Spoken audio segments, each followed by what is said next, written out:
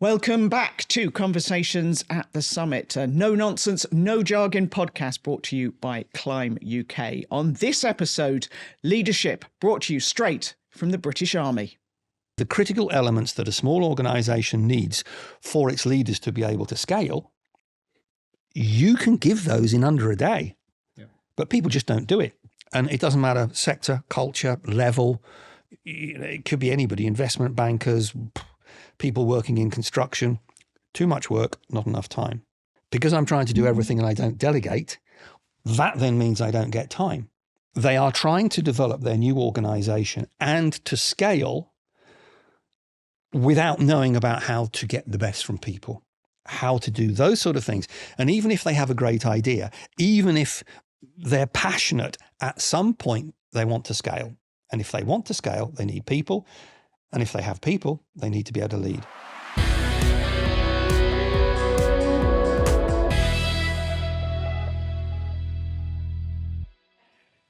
Well, joining us to discuss this is Chris Roebuck, who has for many years helped leaders. Where did he learn his skills? Well, as an officer in the Army, and alongside him, the man behind Climb, Gordon Bateman. Chris, before we talk about the leadership and the Army, what was your background before you went into the Army?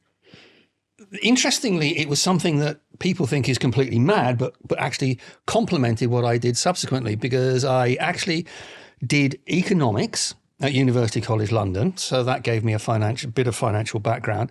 But also whilst I was there, I was asked to run a beer festival, primarily because the previous year, the beer festival had made a loss. And selling 10,000 pints of beer and making a loss is quite an achievement. So they asked me, because I was a financial type person, to take over. So I took over, I ran the beer festival, and then I ended up being responsible for the catering, bars, coffee bars, etc., with a committee for 7,500 undergraduates. So that gave me the business stuff. So I had the business stuff and I had a little bit of the financial stuff. I then trained to be a chartered accountant. But at the same time, I was in the Reserve Army. That gave me more financial stuff. And I decided that actually the Army was probably slightly more exciting than accountancy. No disrespect to any accountants watching. It was. But that combination of the leadership and the business knowledge and the financial knowledge, I found subsequently to be an amazingly powerful combination. So when you went into the Army, you presumably went in at a slightly higher level. You weren't right at the very, very bottom. Were you ready for the responsibility that you got fairly much from the off? I think that probably not, in that within the environment at Sandhurst is a one-year course. It's really, really tough. They push you to your limits and past your limits, but it helps you truly understand who you are, and it prepares you for what happens next, although you don't necessarily realize exactly what's about to happen next until you stand in front of your first group of soldiers on that first day. And maybe later I'll tell you a little story about what I was told the last day I was at Sandhurst on what you have to do at that point in time. Tell us it now. I will then. Last day at Royal Military Academy Sandhurst. You've spent 12 months running around, carrying telegraph poles, practicing, etc., etc. At last, you've had your passing out parade. I was honoured that my parade was in front of the late Queen Mother, which is a special honour. And that night, a very experienced Sergeant Major from the Scots Guards, after lots and lots of alcohol, said to myself and a colleague, "Gentlemen, if you can remember nothing about what you learnt here, just remember this. When you get to wherever you're going, on that first morning and you walk out in front of your first group of soldiers, you will have questions about them, but they will have questions about you. And they'll only have two questions. And the two questions are this. One, does he know what he's doing? And two, do I trust him?" And then he said, if you get two yeses, those soldiers will work hard for you. They will go through hell for you. And if necessary, they will die for you. And it's when he made that last little bit of a statement, it suddenly dawned on me what I was into. So when you did stand in front of that first group of soldiers, yes, what were you thinking? I was thinking, I need to I have things on my shoulders which give me a rank, but I have to earn their respect. I have to earn their trust, because if I am going to ask them to do things which will put their lives at risk, they must trust me and know that I know what I'm doing. So when the army are looking for officers, is it a case of, you tick the boxes, you've done X, Y, and Z, or are they looking for something a little bit different? The interesting thing is, and this feeds into what we will be talking about in terms of leadership, particularly in commercial organizations, and why it's not going well, that the army looks for leadership potential in somebody first, working on the basis that it can then develop technical capability. Interestingly, commercial organizations do it the other way around. But to give you an indication of how much the army looks for the right people. So Sandhurst is, we all talk about Sandhurst as being the course, and it's tough, and you can get thrown off at any point in time, even in the last 3 weeks, if you don't meet the standard. But most people don't understand that that is just the third stage.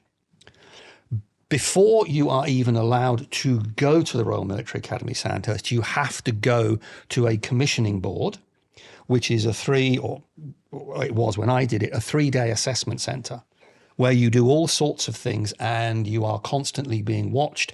You do leadership exercises, you lead a team, you're part of a team, you do it inside, you do it outside. You have exercises where you're given a problem and you have to come up with a plan and then present that plan. And a lot of people don't get through that stage. But even before that stage, because you will probably going through Sandhurst for a specific regiment, that regiment wants to make sure that people who get to the selection centre are good. And as a result of that, they will have a pre-selection centre, selection centre. So you then do a previous 2 days to ensure that you stand a good chance of getting through the main army selection centre to get to Sandhurst. So it's selection centre 1, selection centre 2, and then into the big selection centre, which lasts a year. So that ensures that, without doubt, the people that come out the other end have leadership capability that they can then build on through experience. It's interesting because, so at CRSI, we only work in the commercial side of things, and that's about designing and building leadership teams for high growth businesses.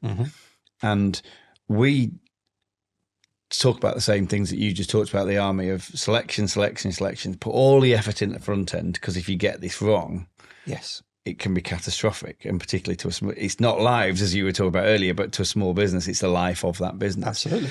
What's your thoughts on that whole selection piece? Because we're seeing some companies spending less time on that selection piece. The fundamental is that you have to get the selection right. And to your point about small businesses, when I'm talking to leaders of major organizations like, I don't know, Huawei, BASF, HSBC, UBS, or whatever, one of the things I say is that you all have an advantage, okay? You have a big cash buffer in the bank for stupidity. And many of them have demonstrated it very well, that you can have an awful lot of stupidity before it feeds into the financials. I won't quote any brand names, but we can think of some of the examples. My view is that the reason that small organizations need to get this right from the start is because they don't have that buffer, and therefore they need to have the critical basics of doing business and leading people in place. The problem, as we were discussing, is that the military looks for leadership capability, working on the basis that if someone has leadership capability, they can give them technical capability on top. Commercial organizations work on the basis of, if you have the technical capability, we can give you leadership capability. But obviously for the entrepreneur, that's the challenge, that if they have not been in a major organization and have had no leadership capability given to them, they are trying to develop their new organization and to scale without knowing about how to get the best from people, how to do those sort of things. And even if they have a great idea, even if they're passionate, at some point they want to scale. And if they want to scale, they need people. And if they have people, they need to be able to lead. But one of the things we hear, there's a shortage of talent and it's hard to hire people and whatever. So what we've seen in the last 18 months is almost that selection process getting dumbed down and people just hiring their mates and doing whatever. And obviously that is hugely negative and slows down the growth. Are they looking for the wrong talent? Is that, to a certain extent, what Chris is saying, that they may not have ticked that in boxes? It doesn't mean that they can't lead, but they just haven't ticked some of the boxes that they think need to be ticked. Yes, it could be that issue, because what you're looking for is, we need to have someone who knows about this, and that is the primary thing. The degree to which they can work with other people isn't necessarily critical at this point in time. The fact that they might not be able to lead people, if they're going to be leading people, isn't critical at this point in time. So they're looking for a narrow part of the picture, not the complete picture. And one of the things that just to give you an interesting example that I mentioned to Tanya, over the years I've done a lot of work in the Middle East, and a friend of mine who used to run the Sharjah Emirate Investment and Development Authority, Marwan, said to me, when my HR team have finished looking at these CVs for people we are thinking of recruiting, I ask for them. And what I tend to do is I tend to look for people that might not even have the requirements we want, but seem really, really interesting.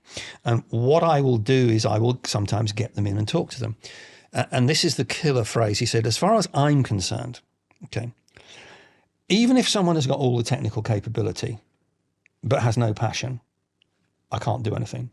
If someone has passion, but not the technical capability, I can give them the technical capability. Yeah. And it's the passion that makes the difference. My view is in terms of leadership as well, that actually the critical elements that a small organization needs for its leaders to be able to scale, you can give those in under a day. Yeah.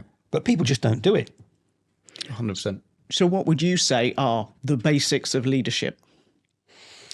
To get it down to its absolute minimum, there are three things leaders need to be able to do, or to get their people to do. They need to be able to focus, optimizing task delivery. That's getting stuff done. They need to be able to get the best from their people, and they need to be able to focus that best onto what the organization needs done, i.e. strategic objectives. Obviously, if it's a smaller organization, the distance between those people and the objectives is less. But that's about effective communication as you grow. So it's those three things: optimizing task delivery, getting the best from people, and focusing that on to what delivers success. That is really, really easy. It sounds complicated, but that's what I talk about around the world, because it dawned on me over my entire career. I was watching leaders who just weren't able to deliver tasks effectively, weren't able to get the best from people.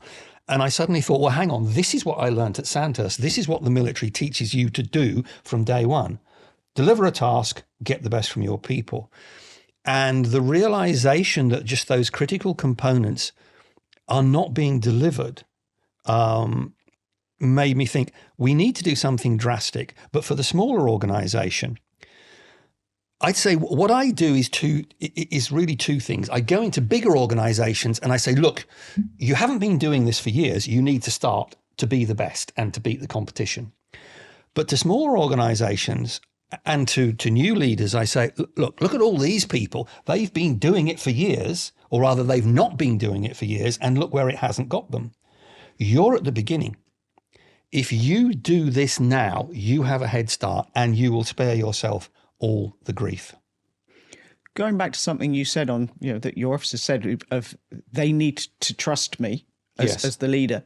Is that the other way around as well? As a leader, you've got to trust the people beneath you to do their jobs. And actually, that is how the army runs. That, if you are in those critical situations, trust is the key thing between everybody, up and down. Yes, and it applies to a commercial organization as well. The problem is that because leaders, I keep making the comment that in many organizations, leadership development is broken fundamentally. And the reason for that is that organizations are not putting in those basics around getting the best from people. So let me quickly take you through. if a leader cannot optimize task delivery, that's prioritizing so you are aligning activity onto strategic objectives, managing time and planning so you bring stuff in on time, delegating to people so you do what you need to do and they do what they can do, communicating so people know what they're doing, why they're doing it and how it benefits them, and giving feedback regularly.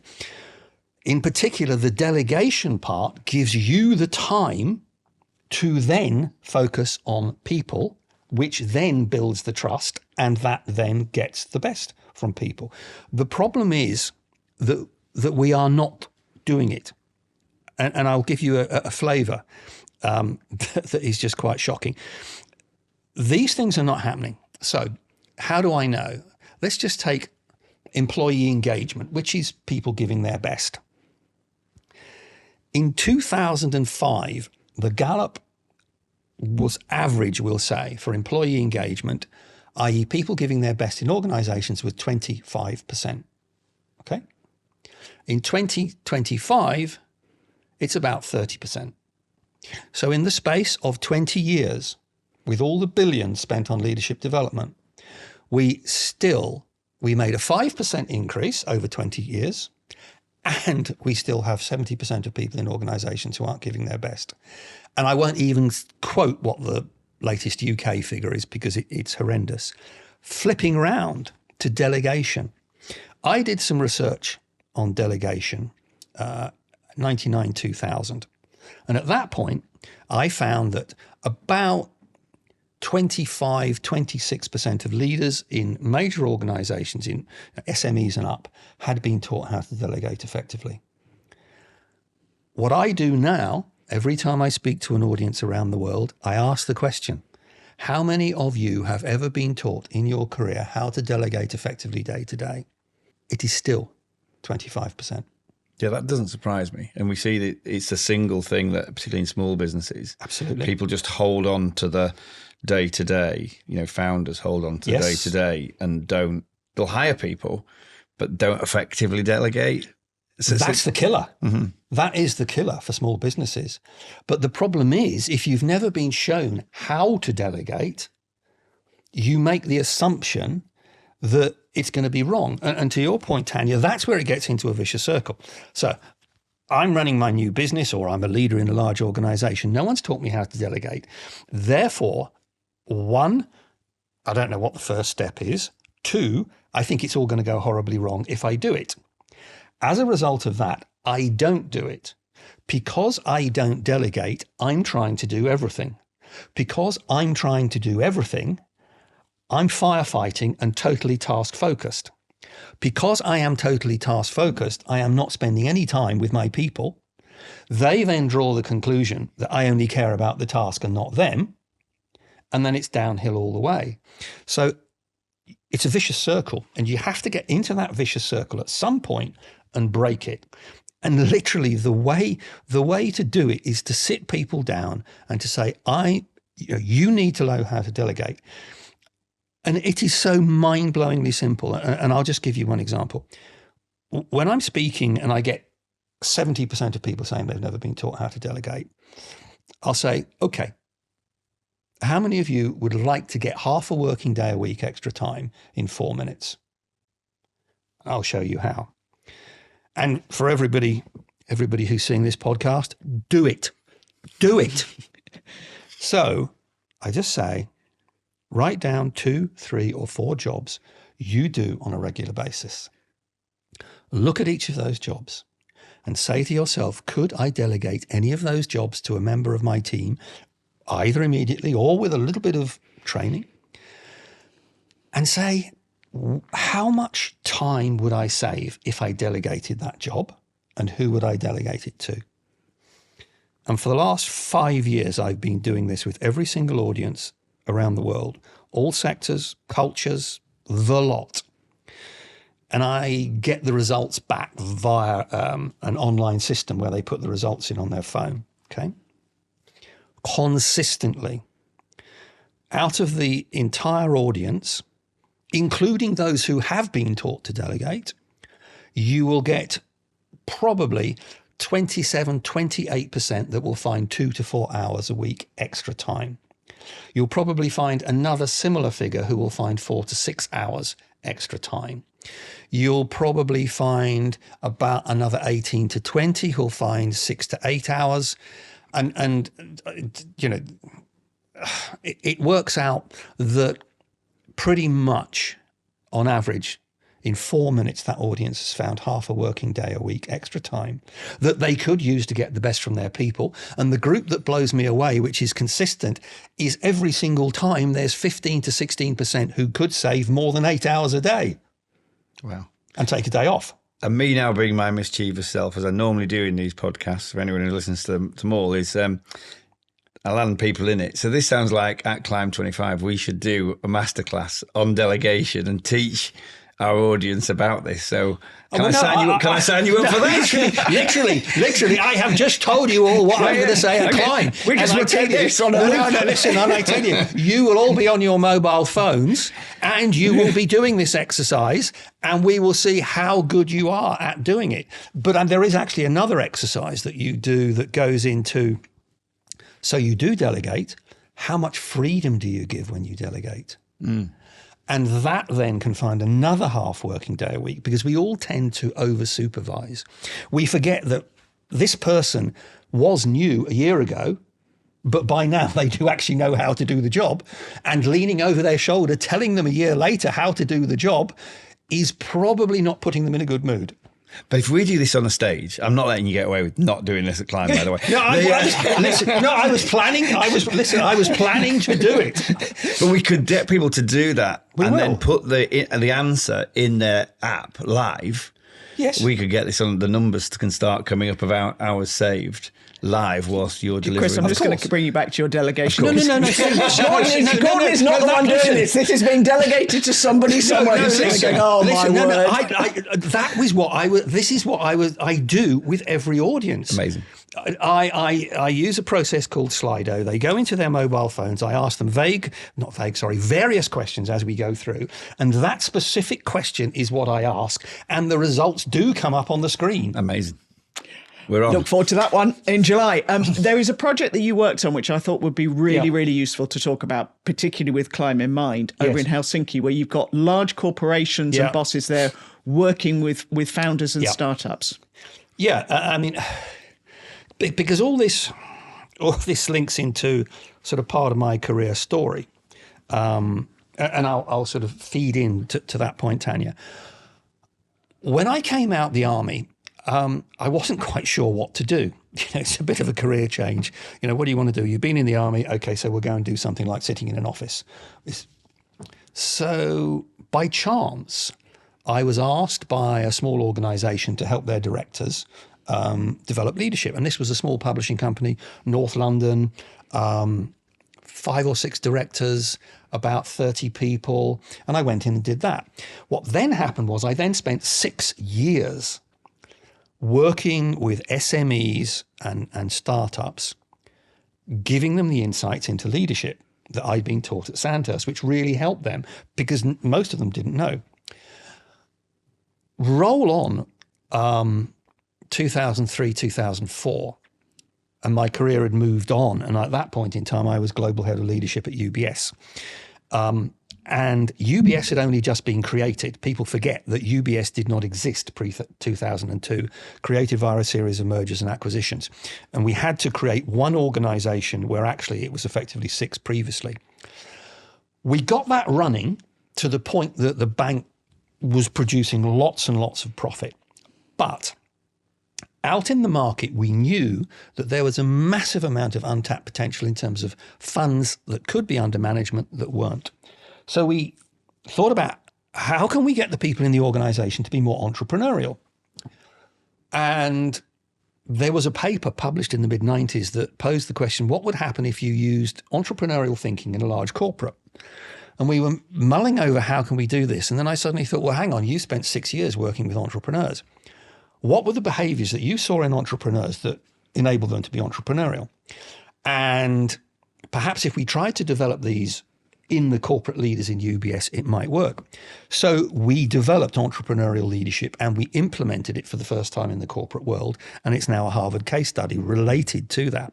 So it was things like everybody takes responsibility for the success of the organization. It's not just your own job.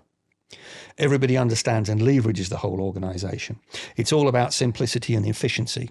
It's about optimizing risk and not minimizing risk. It's about everyone being a proactive brand ambassador, everybody understanding the end customer. And we put those in place and it had some transformative effects. Roll on about 5 years ago, and I'm rung up by a guy, Tapio Peltonen in Helsinki.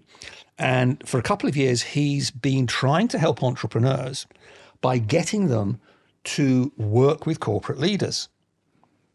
And the idea is that the startup will have 2 or 3 corporate leaders who act as an advisory board, who meet over a period of a year, so that those corporate leaders can enable the startup to create some form of structure that enables them to scale.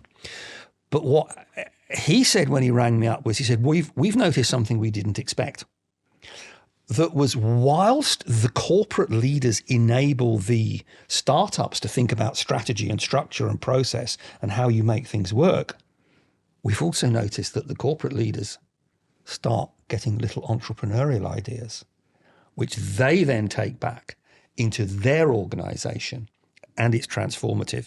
And I now speak at their events, giving the entrepreneurs the basics on how we get this leadership done, optimize, get the best, focus, and the corporates. And what is amazing is that despite the fact you have corporate leaders from BASF, Deutsche Telekom, Robert Bosch, and you have entrepreneurs scaling in the same room, that critical agenda gives both benefit. They've put 300 corporate leaders through the process over the last 5 years, I think. And it's interesting, the transformative effect that has had on those senior corporate leaders when they went back to their organizations.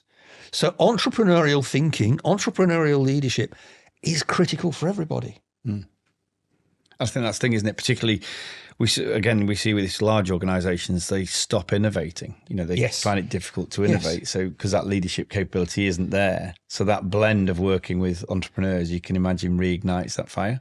Yes, but it also goes back to that point that I say, unless the basics are in place, you don't have the bandwidth. So one of the things that I hear from leaders around the world when I talk to them, I just ask them, what are your two main problems? And it doesn't matter sector, culture, level. It could be anybody, investment bankers, people working in construction. Too much work, not enough time. But that's the symptom. That's not the problem. The problem is back to our delegation. I'm trying to do everything. Because I'm trying to do everything and I don't delegate, that then means I don't get time. Then what I say is actually there's a 4th step.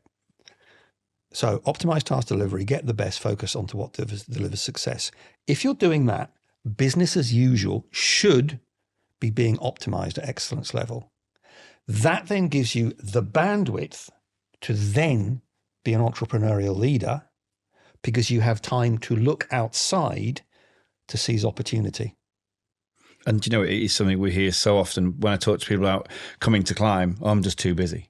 It's like, you're missing it. There's 200 plus experts in every area of running your business. How can you be too busy to not want a slice of all of that? And it is because they're not optimizing their time. They're not delegating. That's the challenge. It's quite simple. Right. All I'd say to everybody out there is this. If you come to Climb and you hear me speak and we run through my exercise, you should be finding half a working day a week extra time. If you're finding half a day a week extra time and you spent a day attending Climb, not only will you have learned about what I said, you'll have learned about what everybody else says, but you will recoup that working day that you have spent at Climb in 2 weeks, and then everything else is a bonus. Amazing. Absolutely. Just on your entire marketing strategy for you. We'll just put them out as clips. Did you see how quickly I delegated my marketing? That's what I was going to say. You've got a job, Chris. I just wanted you to come back to the risk element of I've worked for people who they're afraid of mistakes, and actually, particularly coming from a creative industry, Sure. you've got to make mistakes to learn. Yes. And, coming from the background you come from, I mean, risks genuinely meant people's lives. Correct. Yeah. So how do you get that balance right, where you have to be able to take risks, you have to give people room to make mistakes as they're learning, hopefully? So in the optimization of the relationship between the leader and the team, the optimization of the team's capability and the leader's capability through this interaction, taking time to develop, means that you are minimizing the opportunity for there to be a mistake. If we quickly flip into the military side, the way the military works is it's actually constantly practicing all the time for the real world, over and over and over and over again. And every time you do something, everybody sits down and says, okay, that was not perfect, because it can never be perfect. How can we get it more perfect? So that when the time comes, the chances of there being an error are absolutely minimal. In the commercial world, we then flip back to the degree to which people are prepared to trust their teams. If you can trust your team because you then delegate to your team, because then they develop their capability, you see their capability is working, you then have trust in them, they then have trust in you, and that inevitably builds a virtuous circle of mutual trust and success, rather than a vicious circle of lack of trust and failure. It's interesting, the attitude to making mistakes. One of the things that I do with all audiences is to say, I'm not going to tell you how to get success from people, because you already know from your career. So I want you to tell me, what you've seen the best boss you ever had did on a day-to-day basis. And one of the elements that always comes out is they understood when I made genuine mistakes, and they didn't blame me for it. And that is the sign of a good leader, obviously within the context of creating a safe environment for those mistakes to happen. And now 2 years ago, I spoke at the 25th Offshore Industry Safety Awards. So we're talking oil rigs, that sort of thing. That's a safety critical environment. So therefore, in terms of making mistakes, within that environment, the mistakes absolutely have to be minimized, but that's how the teams work together. In a commercial organization, like in a bank, okay, you might lose some money, but to your point, Tanya, about the military, about the offshore oil industry, you don't lose lives. But within that environment, there is always a structure, a risk structure that effectively stops any mistakes that will risk lives. So in reality, we're talking about mistakes in organizations that aren't going to kill anybody, that we have to accept might happen. There's somebody I know called, did a podcast with, called Sylvia Asfedo. She rocket scientist at NASA on Voyager, entrepreneur in the tech world, then became CEO of USA Girl Scouts and turned them into the top organization in the US for science, technology, engineering, and maths programs for girls in the US. And she says, think of fail, first attempt in learning. I like it. So if you have one piece of advice for your startups, for your founders who are hoping to go on to lead a team, because that's a measure of success, is that you are employing people you have scaled, what would it be? It's make sure you have those basics in place, but also never, never, ever forget you need to get 2 yeses to those questions. Do your people think that they can trust you? And do you know what you're doing? It's that simple. Great advice. And learn to delegate. Come back for another episode of Conversations at the Summit.